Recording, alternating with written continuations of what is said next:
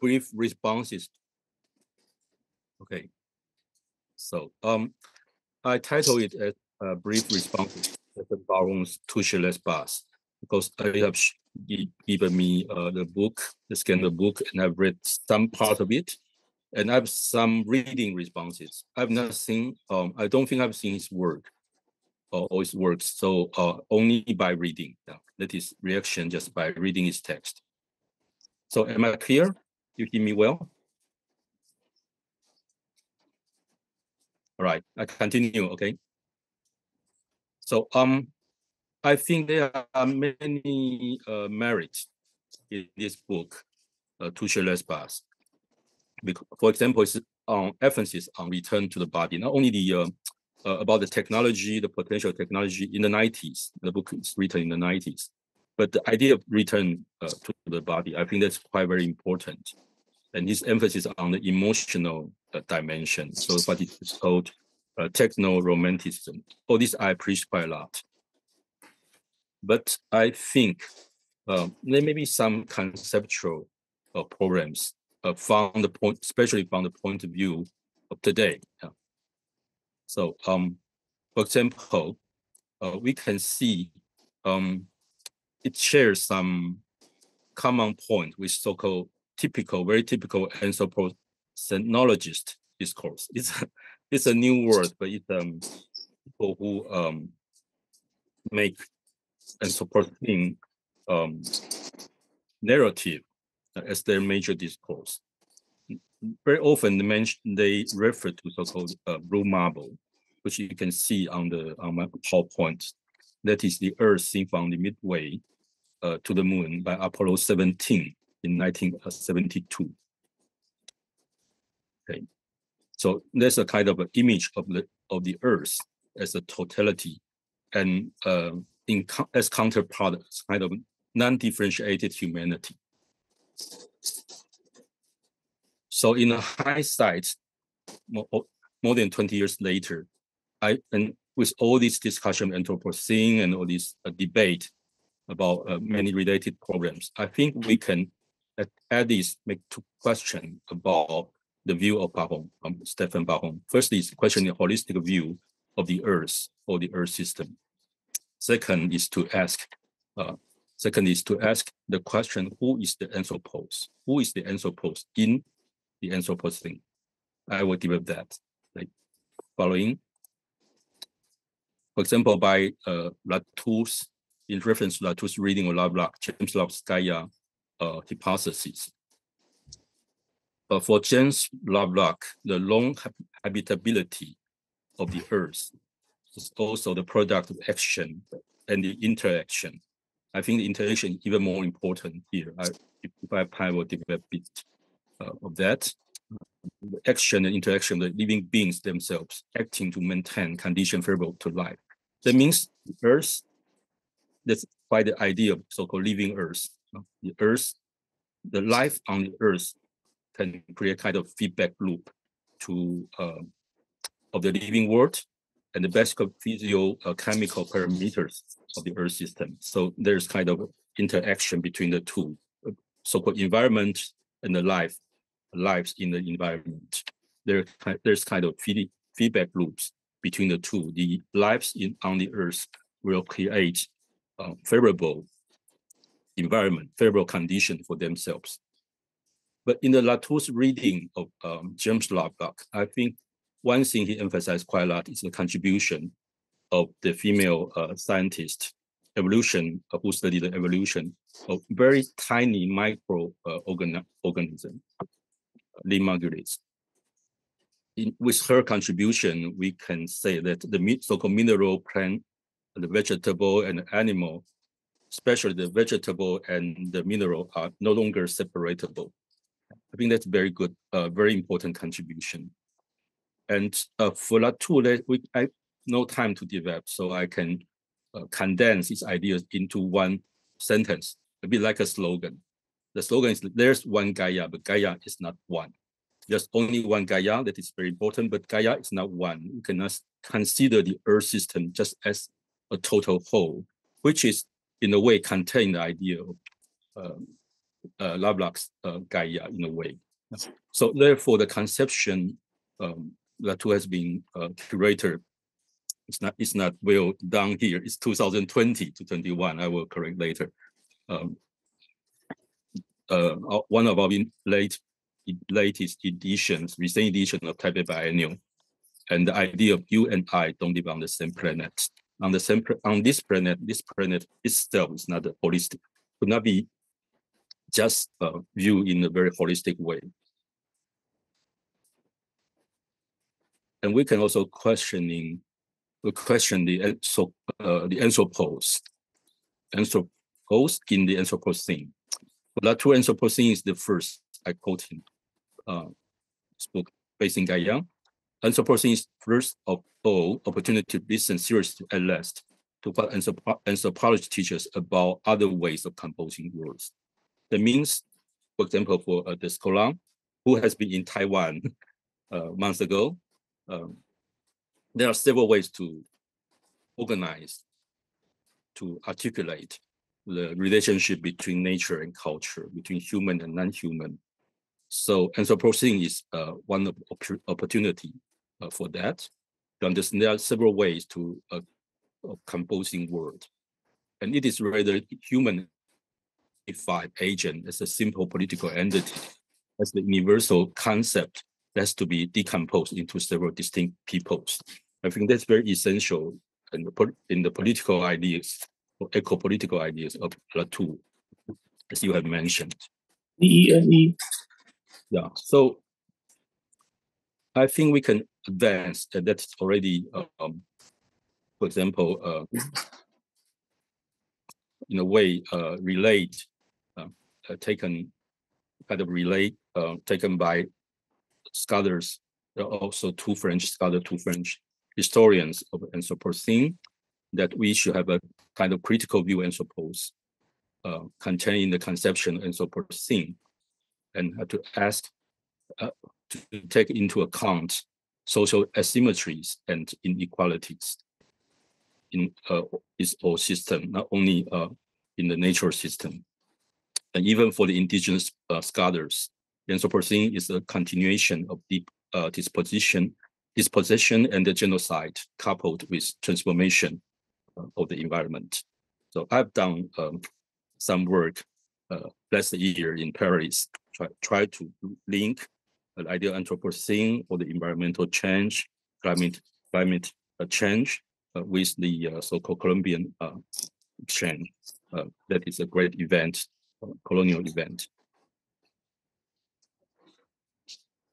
In more recent examples, in a very recent book published 2022, Lisa Bloom discusses the disappearing landscape in the polar areas. So that is an area which is really not yet very nationalized, very put into the political system, but on the way because of the climate change. And in the polar area, first, she discusses the disappearing landscapes first from feminist, Inuit, and Black viewpoints. I think that is also very important, especially in their disappearing archive, disappearing memory. And her book ends with the chapter about how critical polar art is to social activism beyond the disengaged gain. And the picture is from a Canadian photographer. I think he was exposed in Kaohsiung, in the south of Taiwan, very recently, in Kaohsiung Fine Art Museum, in a show just titled Anthropocene. And so to the end, I suggest we can do some further reading, especially from literature. In the field of literature, there's a so-called planetary turn in literature, and they compare world literature, global literature, planetary literature, a bit like what you have done, Yolaine, done for in the art field. So maybe interesting for us for further reading. So there are one article by American scholar Christian Moraru, and a book, collective essays, Planetary Term, Relationality, Geoaesthetics in the 21st Century. So that is my my intervention. Thank you.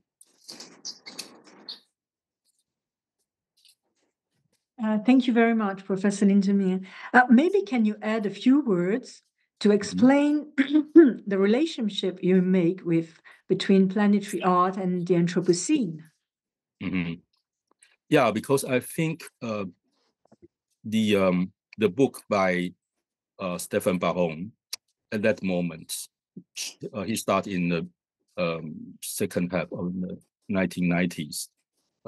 At that moment, he still has some kind of good. It has kind of very important way to scale, do a kind of scaling of the art dimension. But still, he has kind of, I think, quite optimist view of technology, of all the development.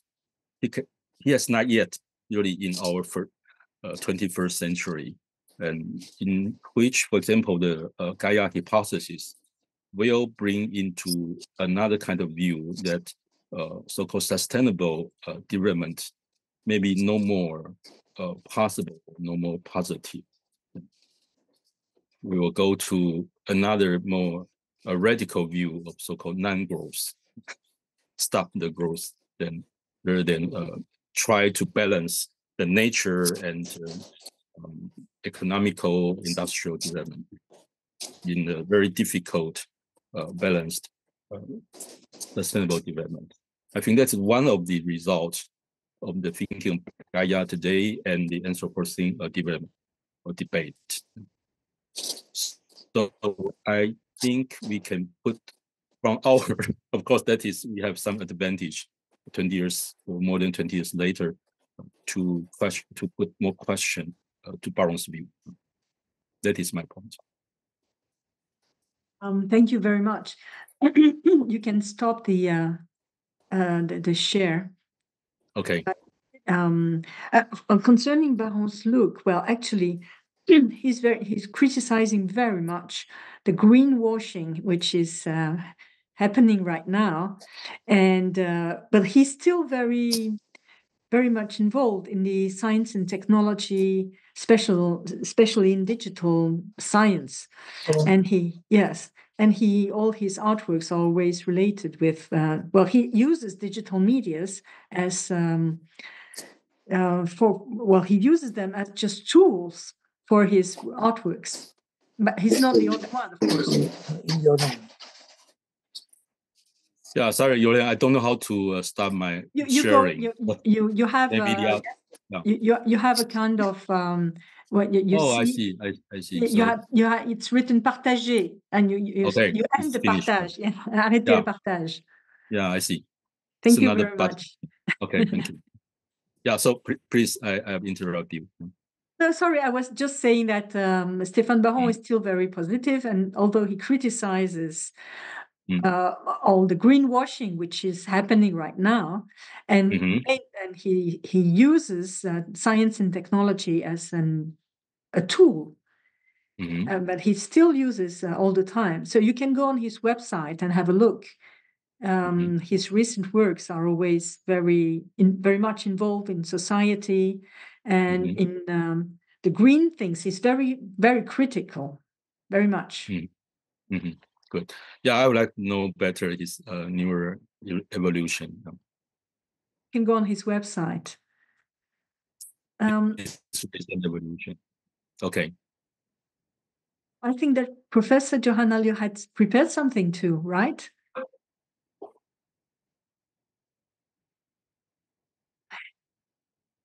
Sorry. Did you receive my PowerPoint? I sent you. You can share it directly. Yeah, I will try. I just like Lin Ziming every time when I, share screen, I always fail. So I don't know. That's why I sent you, previously. Yeah. Well, I will try to. So I clean the share screen, right? Then what should I do? You just click on the on your open file.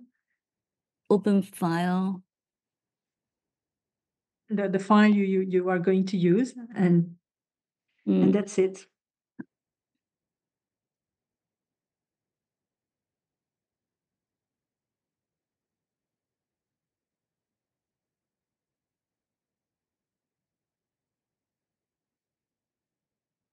Doesn't work. Don't know.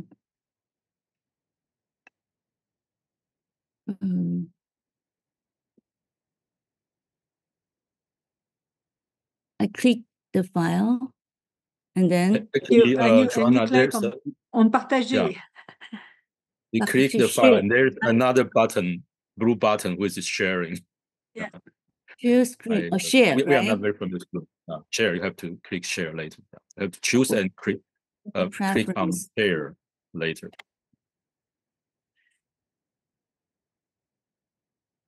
Preference. I don't know how to. So, Okay, I will do it then. Go to Finder or? No, it's okay. I will do it. Don't worry. Yeah, so yeah, then yeah, you okay. have to get out of partager. If not, I cannot. We cannot do it all together. You have to stop. Yeah, I stop. I didn't. Okay. I stop it. Okay.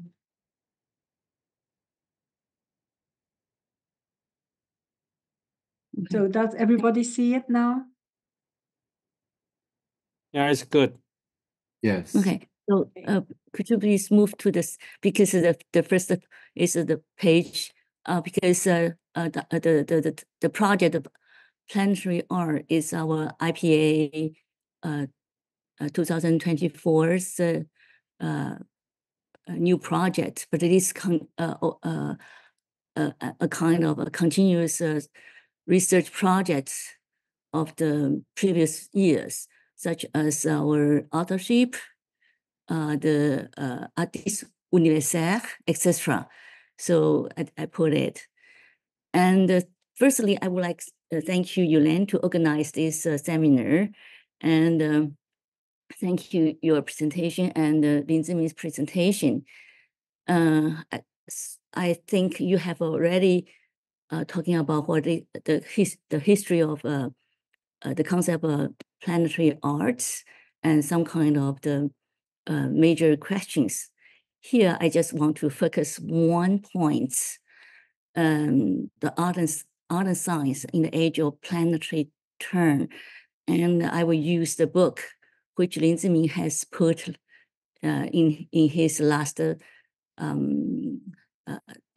page of the on the PowerPoints. The book, it's the title is The Planetary Turn, Relationality and the Geoaesthetics in 21st Century. So this is a book edited by Elias and Moraru.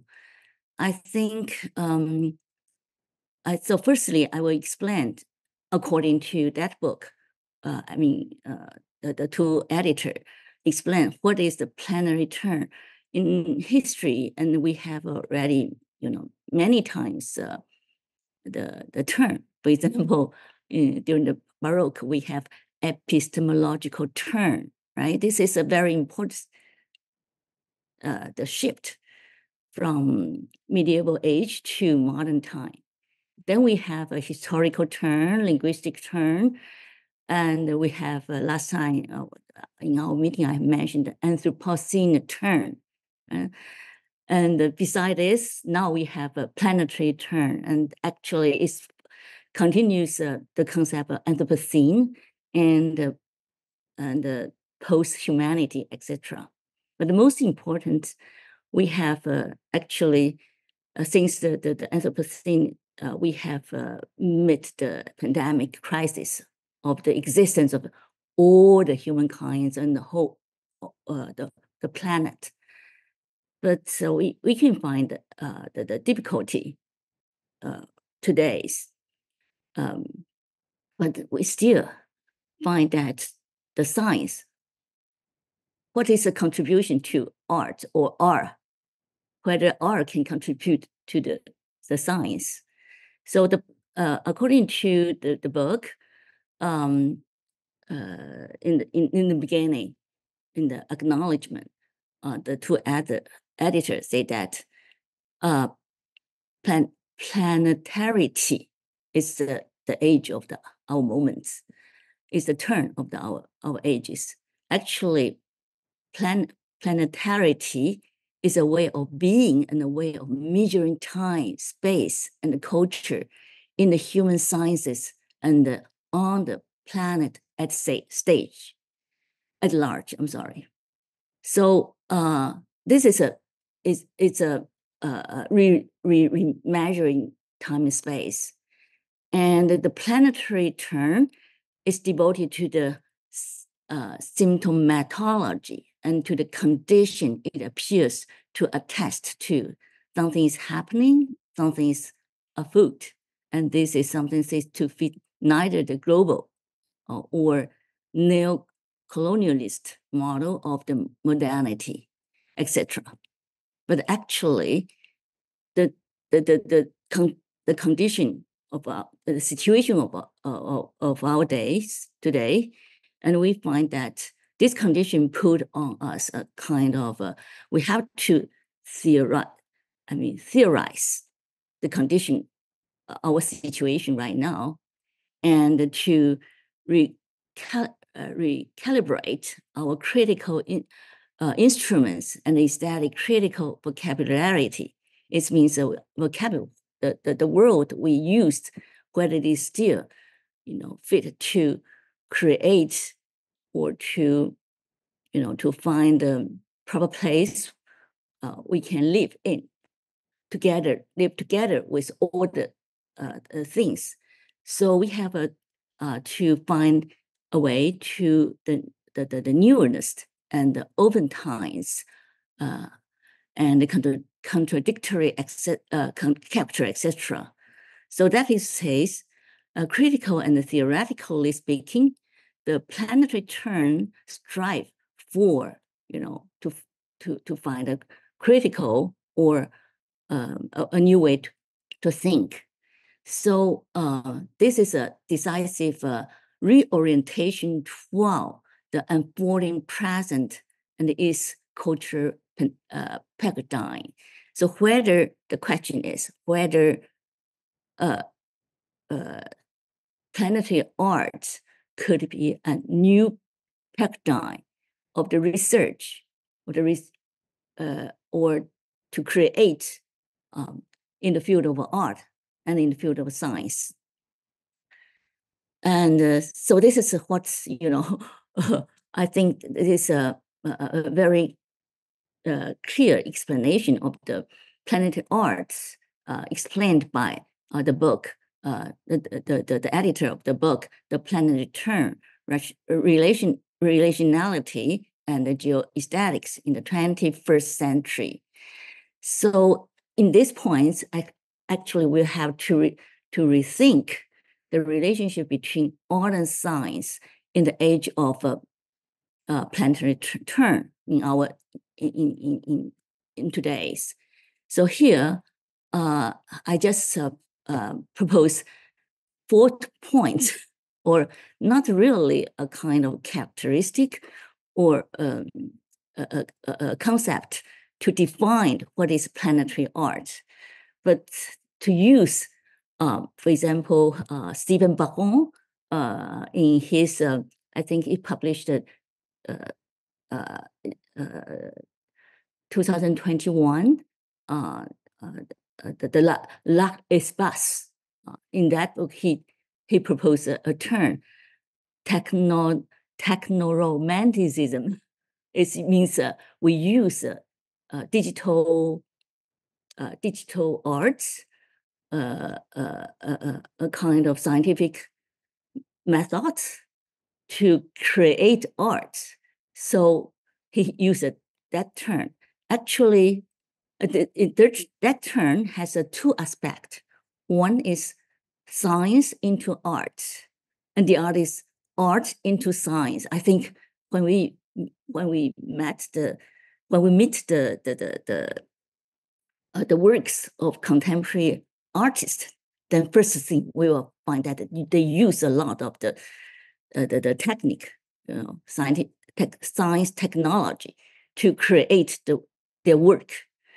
And so actually Stephen Baron, in that that article, Art Espace, and he said planetary art as an avant-garde art that we developed in the 2080s. Just like Yolaine has presented the book Toucher l'espace in that time, with a few marginal and forgotten artists become obviously and commonplace with the ease of instantaneous planetary communication from the internet, smartphone, and social network. Later, I will give you an example of an Mexican-Canadian an artist, how to use that the new method to create the work to see our planet. So this is first the term which Stephen Baron used. The second is about art and the planetary health. The question is whether art can help to save the planet. And actually, this question has proposed by Michel Serres in his Times of Crisis. That one of the crises he has proposed 6 basic terms, and one among them is the health, the problem of the crisis of the situation of the today is the health, and the health is not. We don't have a we don't have a illness. Actually, it's the health is what is the health, and this is Michel Serres has proposed the questions, and art and the planetary health, and we can find since the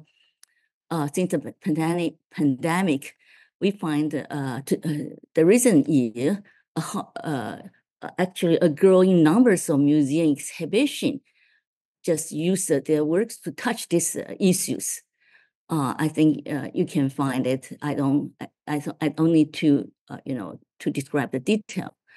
And the third, I would like to indicate the situation related with the planetary art is symbiotic. It is related to Michel Serres' concept, the philosophy of relation. So when we read Michel Serres' book, then we'll find that especially in the Parasite or the series Hermes, and we can find out how he explained, the relationship. What he means, this relationship is not what the modern time has mentioned, that the opposite or the relationship between two opposite terms, subject and object. But he said, actually, when we're talking about the relationship, actually, we don't have a relationship. So we need he used a term, the excluded third, in French is le tiers exclu, to as the media to build a relationship. And as I understand it, actually, for him, is the nature. Okay, and so this is a symbiotic. The main question is how to live together with all the myriad things together on this planet or in the cosmic. And the third, I would like to, and the last one, I will use Stephen Baron has mentioned in the L'Art Espace, la nuit de la délégobie, the time of fax machine, the fax, and a book written by Michel Serres. Probably people will consider it La Légende des Anges. Probably people will think that it's not important. But actually, we can, if you make contrast with the two books, you will find that how they encounter both two books, La Nuit de la Télescopie is a piece of work, but La Légende des Anges is a book. But I find it's very interesting because La Nuit if you just read that the La Nuit de Télescope, and you'll find actually this work is was made in one night to create an ephemeral network of 7 cities, between Paris, New York, Rome, Amiens, Oxford, Brussels, etc. So each of these places is equipped with a fax machine, a real and unprecedented technology for art. Actually, before, at that time, there's no computer, but they only use the text machine to use this. And Stephen Baron said that that work is inspired actually, or just like the surrealism has used that in the work of Le Gadar Esquisse. I don't know whether my pronunciation is good.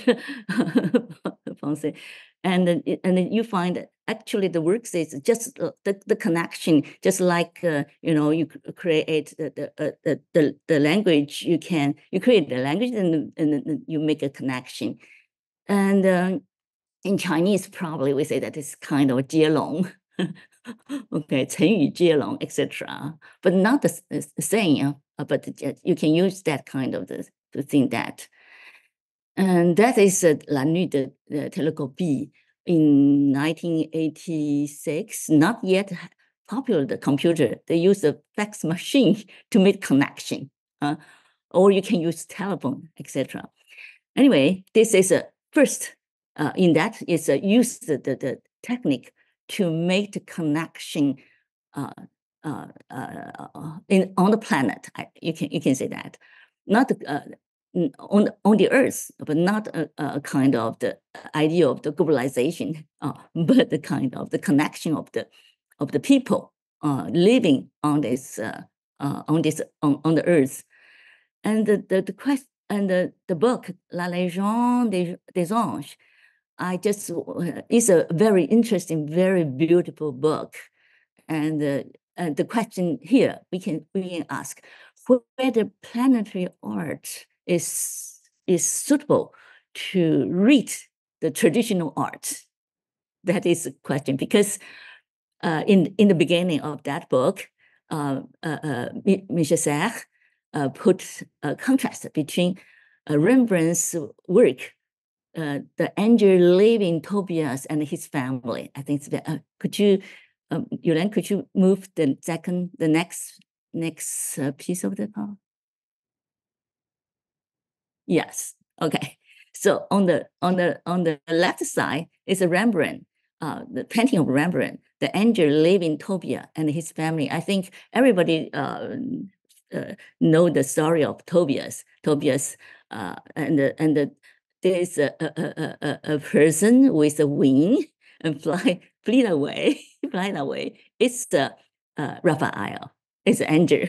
Okay, Raphael accompanied Tobias on his trip and back, and sent a message to Tobias to help, to looking for the health and the happiness of the life.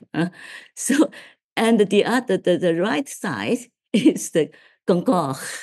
Although Goncourt does not serve again, right? But it is but you still can find many very beautiful image, on website. This is the Goncourt taking off, 起飞. It's very beautiful. So for Michel Serres say that the Goncourt looked like a supersonic messenger.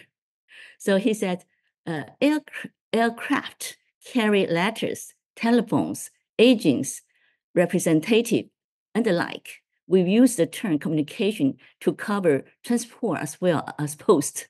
When people, aircraft, and electronic signals are transmitted through the air, they all are effectively message and messengers. So, and the rest of the book, and he just explained how to read the angel as the messenger, you know, and transmit the message from heavens, just like this picture. So in this, so this is a kind of the comparison, and I would like to add Stephen Bahon's another words. He said, by exploring art of media as a device, we have moved the art of visual, the eye, and the physical matter toward virtual art and art of space, the fifth element. So the techno-romantic art reconnect with emotion, feelings, and in particular, the feeling of the distant. Okay, I think this is a very interesting point. So after talking about the planetary art, I just want to, introduce, probably you know already, because in the field of planetary art, this artist is, I think, is the most important one. Could you, next pages, Yolaine? Okay. So this, I don't know, Raphael is the angel, right? The name of angel. Raphael Lozano Hammer. He's a Mexican-Canadian artist, but he's a media artist. Sometimes he would call himself electronic artist. So Raphael works with the idea from architecture, technological theaters, and the performance, etc. So the works related to the planetary art, now we can say at least the most famous probably is the blue sun, flat sun, or solo equation, etc. So you can find in his website, and you can see all the pictures and download the lecture, the books, posted by himself. So I just very quick to let you see the could you move next page? Next page, Yolaine. Okay, so this is the first from the website. You can download the paper freely. So I think I can use it, without the plagiarism. And this is, against the copyright. So this is the first page of the solo equation.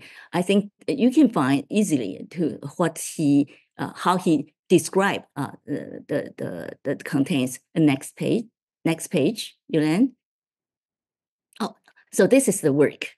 So this is the work, the picture you can find on the website. And next page. So the most important, I think, this the flat sun. This example, I choose Raphael Lozano Hammer because in an article, a Planetary Art Beyond Human, written by a British scholar. Her study field is South American, because Raphael Lozano Hammer come from Mexican, so he considered he's the South American's author, and in that article, he said that he considered Raphael Lozano Hammer as a kind of the plan. He has a very important contribution to the field of planetary art, because he said their works has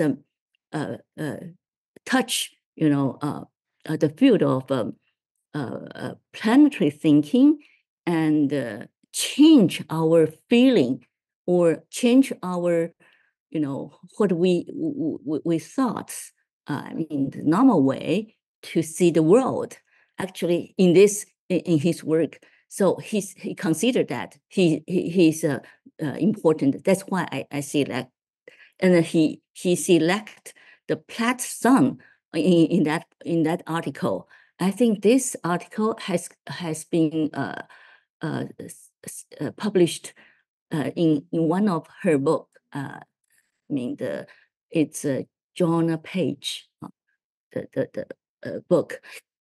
So you can find that if you go to Raphael's the website, and you can find that how he described. He said, flat sun is a circular display that simulates the turbulence at the surface of the sun using mathematical equation, and the piece react to the presence of the public by varying the speeds and the type of animation displayed, etc.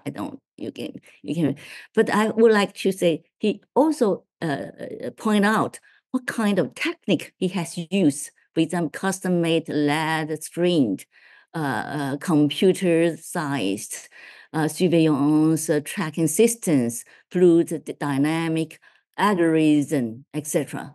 And he also gave the credit of all the person work together in this. For example, credit, there's a programming, how well, and the production, etc. All the name.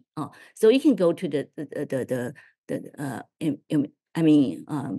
website and to see the detail. Next page, please, Yolaine. Okay, this is the work. It's a little bit smaller than the sound equation, but actually you can, when you reach that, when the people reach that screen, this is a sun, huh? Can you imagine this is a flat sun, huh? And then you can find that how the flat change. The question is actually no one can touch the sun, right? But through the technique, people can find that can touch the sun and to see, he challenged, just like Gong Zuojun last time has mentioned that, he challenged our feeling, the weight of sense. Okay, it's not to to destroy of sensation. On the contrary, he built out a new way, to cultivate, to find or activate, our inner sensation, the potentiality of the human being to contact with something in front of us, but we cannot reach that. Okay, that is the plan. Okay, next page, please. Okay, this is I'm very interesting. I think Yolaine will be interested in this listening forest. Okay, it is from 2022 to 2023. So it's not yet on the website, but you can go into Listen Forest and the Crystal Bridge Museum and you find it. And here I put, I'm sorry, you cannot see it very clear. This is a description of the exhibition, and you can go to YouTube. If you type "listening forest," then you can see the whole, the exhibition, how the visitor, when the visitor visit the place, how exciting, the visitor.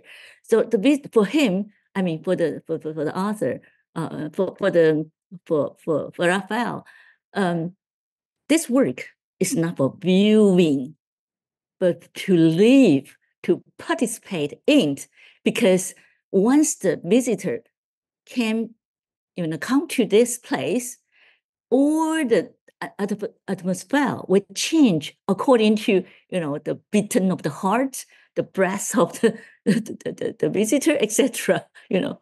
So, and this 8 part. The first is a past forest, the second text string. So in the beginning, the visitor were surprised. What has happened? Actually, he put all the text on as a string. You're walking on the string. So if you use this criticize, actually we are already living in a world full of the text, but we don't know. We just ignore existence. We just criticize, and the voice for us, you can hear the voice. So and the next is recorded assemblies, sermon, remote pulse.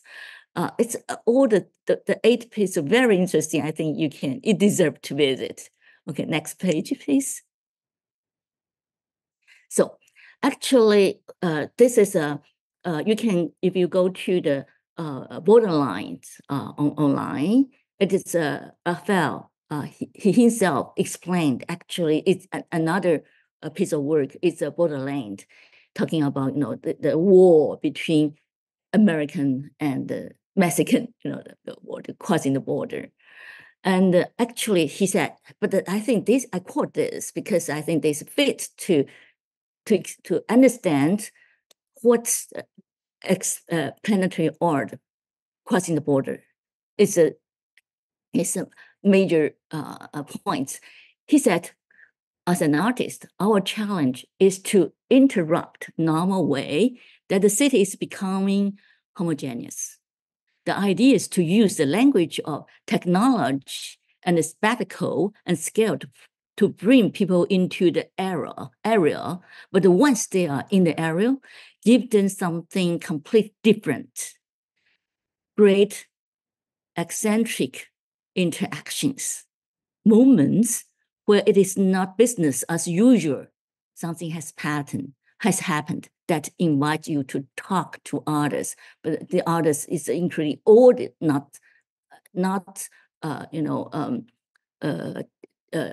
close self. Okay, next, please. So the question is in one, it is the same presentation. Admit, he said, my practice is not me standing in front of canvas, getting inspired. It is really about liaising with specialists in different fields, putting that together. Half of us are chemistry or scientist or engineer or programmer. The other half are architect, designer, artist, composer. So the question is, who just probably can answer the Lin-Ming's question? Who is the the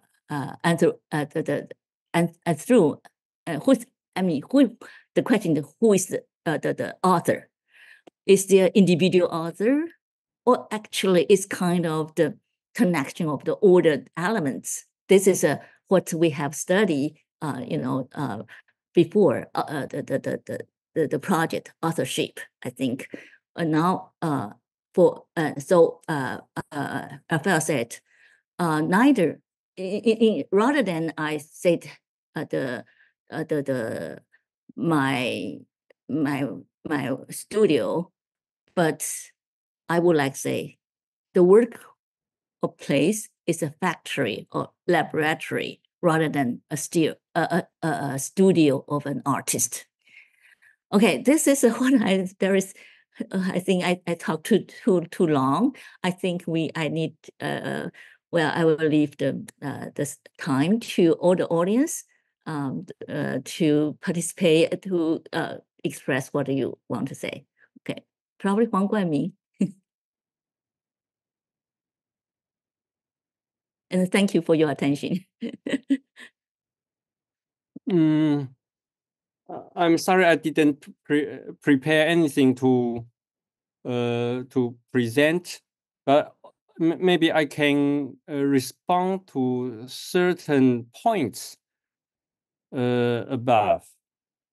Yeah, for me, the problem of planetary art is the problem of scale.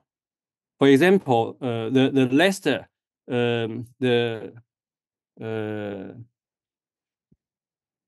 the flat sun, that work, flat sun, it is a simulation of the sun to represent the turbulence of at the surface of the sun, which is especially interesting to me because, as Johanna has said,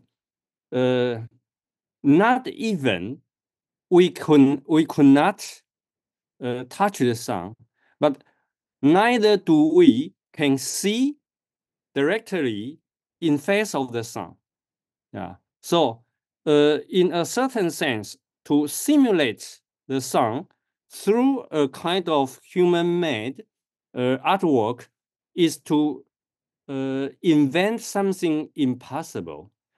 I think this is the work of that artwork, the flat sun, is especially paradoxical, and that idea will be connected to what Lin Zhiming said about the presupposition of the blue marble, the image of the earth as a kind of blue marble. But I think this Zhiming's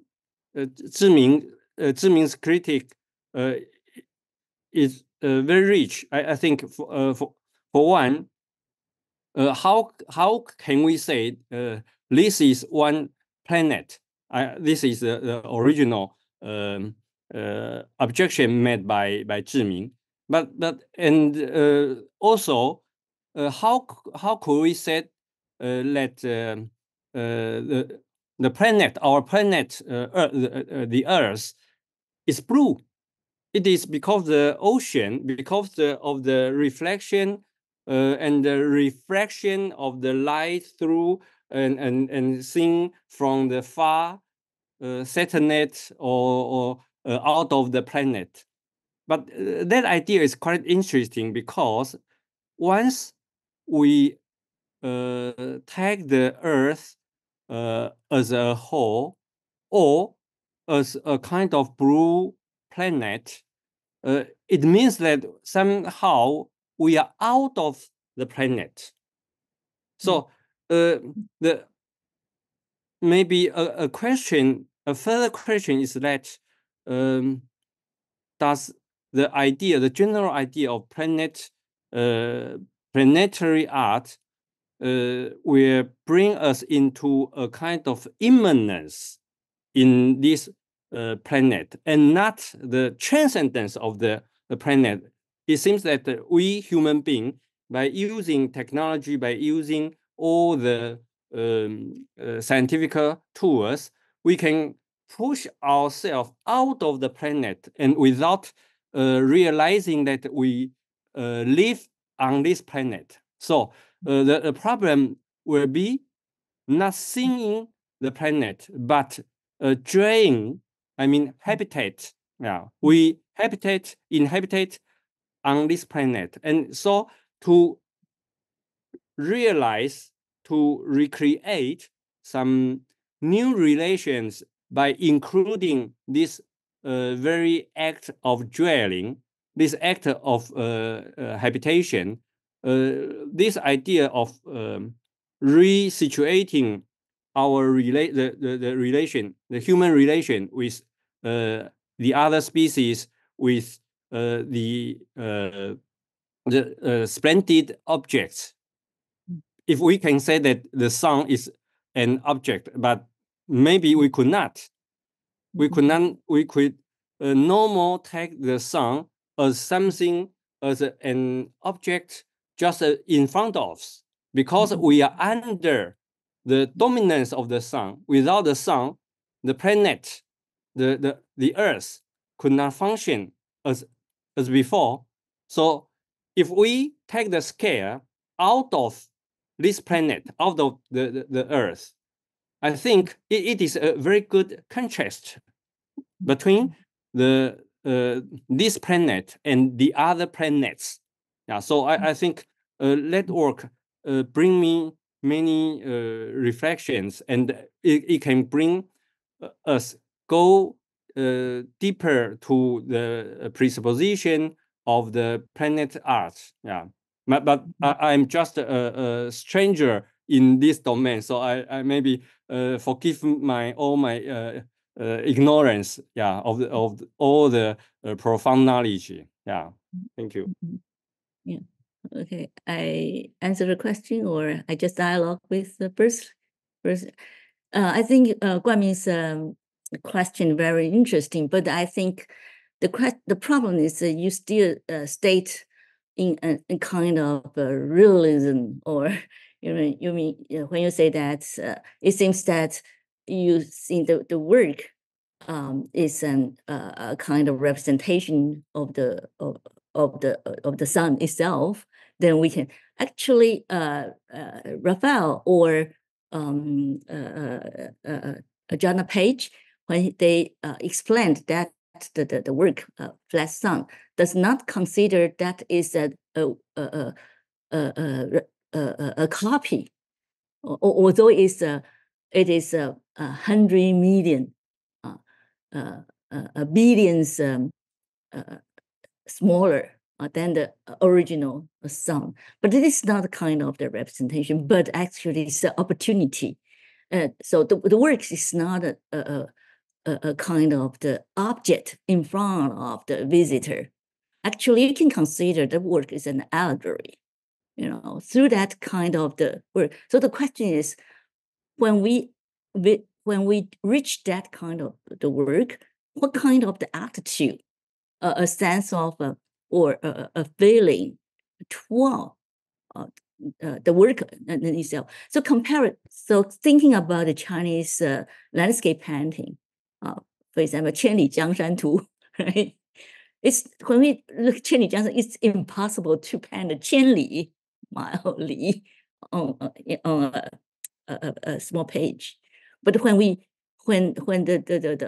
audience, when they just like Zhongming said, 握有, they don't watching the piece of the work, the painting, but actually they engaged us to see the painting, to reveal a kind of the world. Okay, you can say the planet, because in Chinese, the people is not outside. There's a word in front of us, but we living. Yeah, 可行可居可游 渴望, etc. So in this, so the similar the page say that Flat Sun also become a hyperbolic performance of our increasing power as a species to affect the geophysical dynamic of our own planet. So this is a kind of awakening when the work itself, the purpose of that, the work is not to show kind of knowledge about the sun itself, but awakening our inner energy, to find something we never touch it or sing it. I don't know whether we have the same points. Okay. Yeah, I think totally agree. But what one thing is that through the interpretation of Johanna, I think the term techno-romanticism or techno-romanticism is quite interesting. It's very interesting in evoking imagination. But if we turn back to the period of romanticism, the use of imagination, or the combination of scientific imagination and the literary imagination and all the inventions, there is one thing very, very interesting, is that we, or the sciences or the technologies, have invented lots of scientific monsters. Yeah, so if we go back to the romantic idea of imagination, maybe we can take seriously the existence of the planetary monsters. Yeah.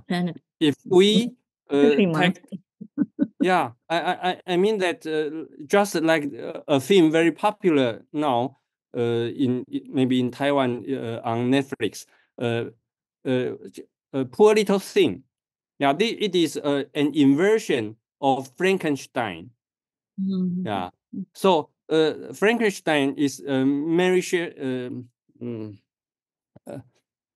Shelley, yeah, who create this kind of monster that the combination of most of all is a usage of the technology of that time, and there is an invention of an attitude of humans simulation of God's act of creation.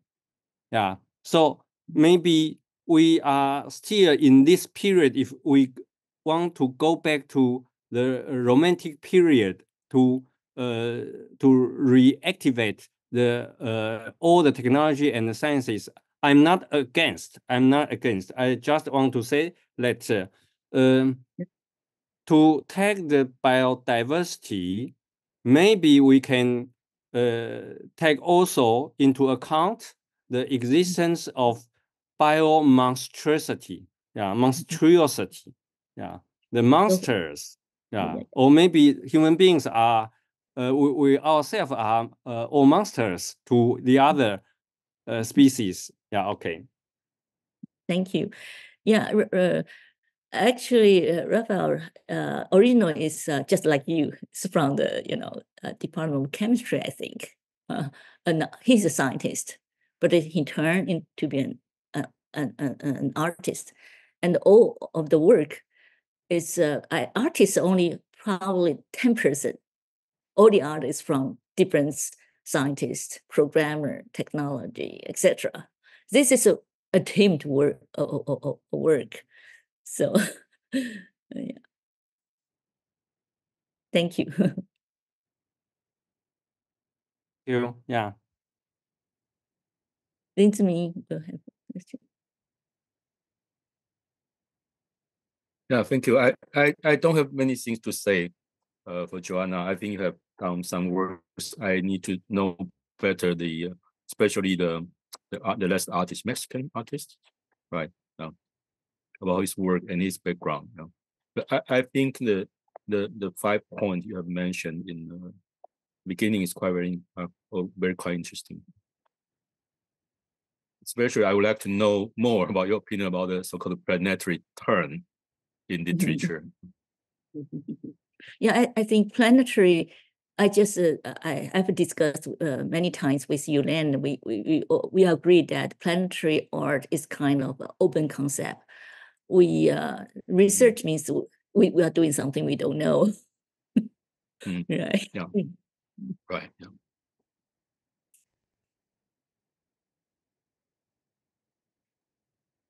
Professor Gambrojin, do you want to add a word? Oh yes. And thank you very much, Yolaine, for your brilliant speech. And until for the time being, I'm not so clear clarification between the concept of the land art, environmental art, eco art, and now we have a new term, planetary art.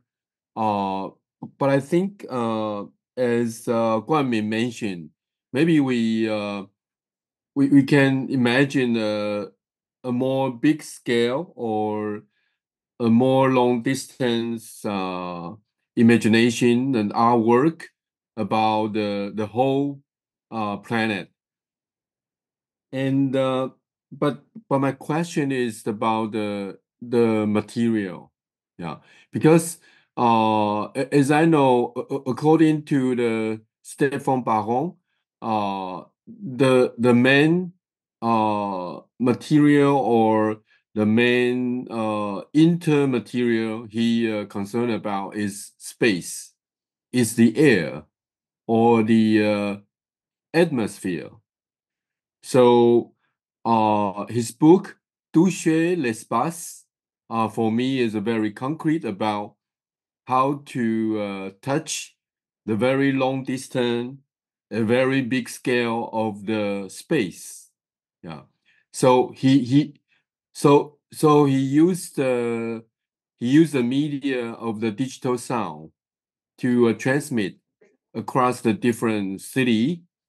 I think it's a very clear concept about the planetary art using the sound as a media. But in Taiwan, you know, we only after 2017 we have our first satellite, Formosa 5. Use the vehicle of the X space to launch to the space. So only after 2017 in Taiwan, we have this kind of a measurement, very big scale from the space. We have the photo in the space for Taiwan, the whole island. Yeah. So I would take some example to think using the different medium, maybe water. But not only the space, because the whole planet, we know there are 730% is water, is the ocean. So what I'm thinking about is the artistic work about the ocean or about the water, because maybe water can make us thinking or to feel the whole Earth as a whole. The first phenomenon I will mention that is about the earthquake, because in East Asia we have the common experience of earthquake. So there are many works focused on the Japanese, their 311's tsunami, and in Taiwan, as I know, just recently in Taitung Sound Festival, they focus on the experience of earthquake, because earthquake making many different sounds from the deep sea, from the deep planet, or we can say from the deep time of the whole Earth. And there are artists like Zhang Yongda. He make the word. He using the low frequency of the wave to mix with the Japan's 311's. They say it's an earthquake wave because there are many records after the earthquake. So he mixed the sound with the experience of an earthquake, but with a very big data and in a very big distance and scale to maybe indicate some experience with the Earth, but still he using the sound to transmit this kind of idea. And the second example is the Japanese art collective Chimpong. They have collected a boat, floating boat. The boat after tsunami travels the whole Pacific Ocean, and then after maybe 6 months or 8 months, the boat floating back to Japan. and they collect this bowl as a kind of evidence that very long distance, very big scale, but floating on the Pacific Ocean. This is the second example what I'm inspiring by Yolaine, your speech. And the final example I will mention that is Lahez. He's Amis, indigenous artist here. He collect the debris, the garbage from the ocean, and he found that the debris floating on the ocean to the east coast of Taiwan, we can find the things from the mainland China, from Philippines, from Indonesia, or even from Singapore. Yeah. So it's not only Taiwanese, their garbage.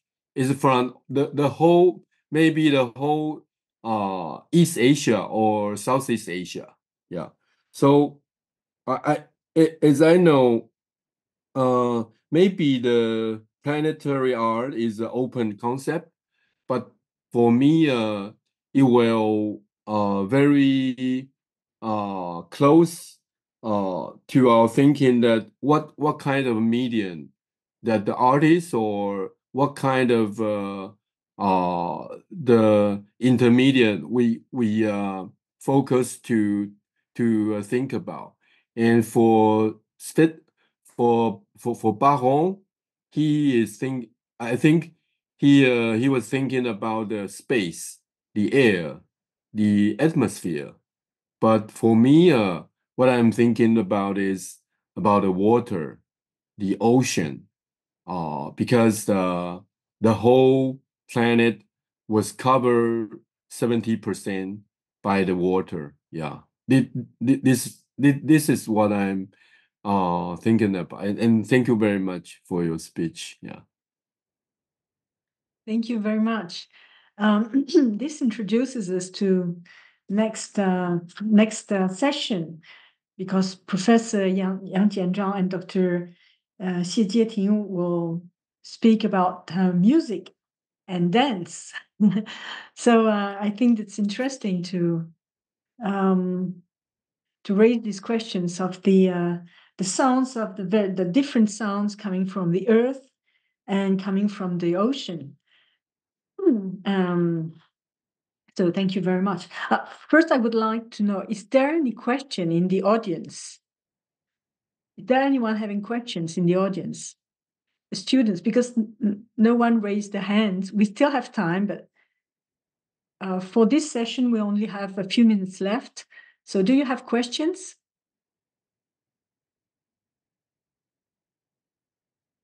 You can write your questions also in the chat.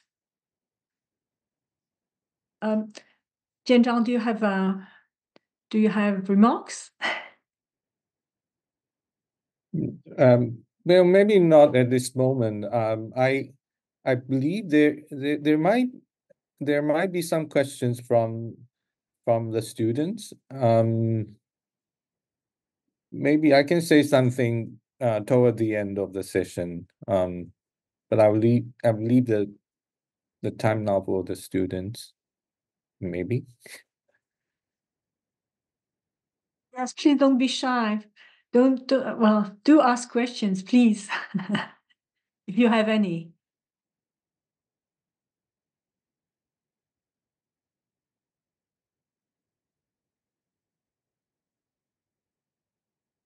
No one raising their hand? Hello, my dear teacher. I Sure. am a comedy. In the television, my program. So I'm a new study. So I'm concentrate lesson tonight. So I'm so happy. Okay, I'm do my best to listen the class. Okay, thank you. Thank you, everybody. Thank you. Thank you. Guanmin, you want to raise the hand? No? Well, actually, this is not a class. It's not a speech. We are talking about something we know. As Professor Johanna Leo said, we're speaking about something we don't know. So we try to understand it, but it's an open concept. It's not a class.